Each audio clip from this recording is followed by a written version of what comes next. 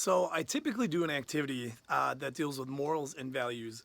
And generally, what I would do during a class period is I would put a list of 50 different qualities on a projector, and I would ask the kids what kind of qualities or what values would you want to see in a friend or in yourself or somebody that you really admired or looked up to. And this one class period, I was in there and I was giving my presentation, and a lot of the kids were really excited and they were really getting into it. But in the back of the room, there was a child that sat there with their head down, just the hoodie over the head, the strings pulled tight, and just basically acted as if there was no care in the world, didn't want to hear any part of what I had to say or wasn't going to contribute anything. So after I usually go through the values, I end up giving the kids a puzzle piece. And I ask these kids to be able to fill out the puzzle pieces as to where I ask them, what is your piece? What is your part? What is your role? What do you want to contribute? And how are your values that you bring to the table gonna make that come true? And this gentleman or this child that was in the back, of course, didn't do anything with it. I just kind of set it on their desk, and they basically just left it sit there.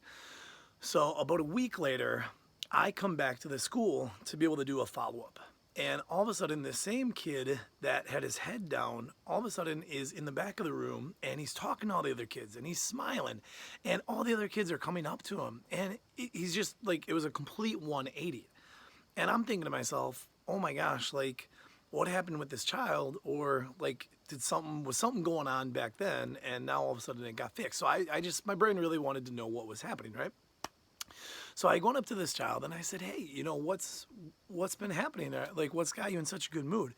And he says, when you came in that day, it might have looked like I wasn't paying attention.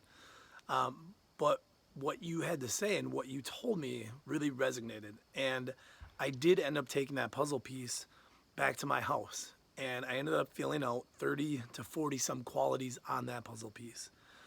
Now, what he said he ended up doing was he took the puzzle piece and he taped it right to his mirror. And so every single morning when he woke up, instead of looking at this and looking at the outside and seeing 10 negatives versus 5 positives, he looked at that puzzle piece and he read through the qualities every morning. And he said every morning, one of those qualities would stand out to me in a way as to where it made me feel like I just wanted to circle it. So the first day he read through the list and he came across helpful. So he ended up circling helpful, and he told himself this entire day, I'm going to be the most helpful kid I can be all day. So he was helping kids, carry their backpacks, helping the teachers clean up their desks after school. He helped buy a kid lunch. He helped do all these different things, helped hold the doors, did all these different things in a way as to where when he went to bed that night, he woke up incredibly happy and excited. So the next morning, he's like, I'm going to do this again. He goes into the bathroom, looks at the puzzle piece, starts reading through the qualities. This time he gets to supportive, and supportive standing out to him, so he circles it and he says, today is my day to be as supportive as I can. He saw a kid sitting out at recess all by himself alone, and he went up and said, hey, is everything all right? Or, what's happening? Or can I sit with you? And just supported him in that time of just looking like he was upset. He saw a kid get an F on a test, and he said, hey, you know what? It's okay. It's going to be better. If you need help, I can help study with you, or I can help you out. He supported him and told him it was going to be better.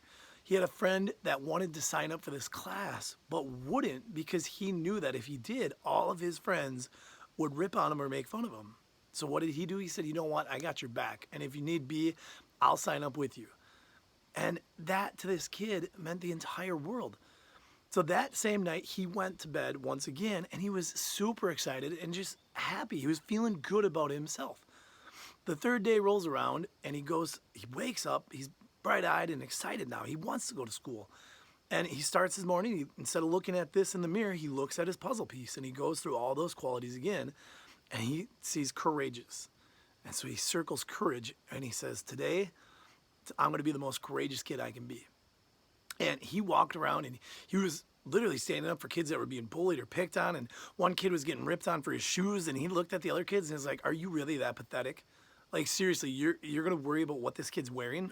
Like, how sad and where is your mind? Like, why does that even matter?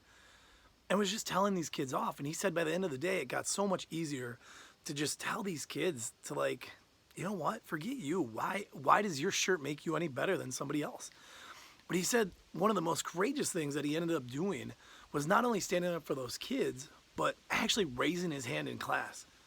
He said, you know, so many kids try to be able to answer or try to participate, but all of a sudden they get called tryhards, or they get ripped on for getting it wrong or asking a question that everybody else already knew.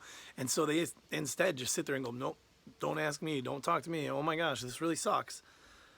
And he raised his hand, and regardless if he got the answer right or wrong, it didn't matter, because it was about having the courage to just do it in the first place. That entire week, he continued to go down that list and kept choosing different qualities that he would circle. And by the end of that week, when I showed back up the next time, this kid was 100 times different. And not only that, but he had kids coming up to him, helping him out, offering him pencils, offering him support, doing all these things that he didn't really feel as though he had, but he put himself out in a whole different way and just went above and beyond. And all it literally took was for this kid to get back to that kind-hearted kid he knew he was, to get back to those qualities that stood out, that meant the most to him. And that was where his true happiness began and started to come from.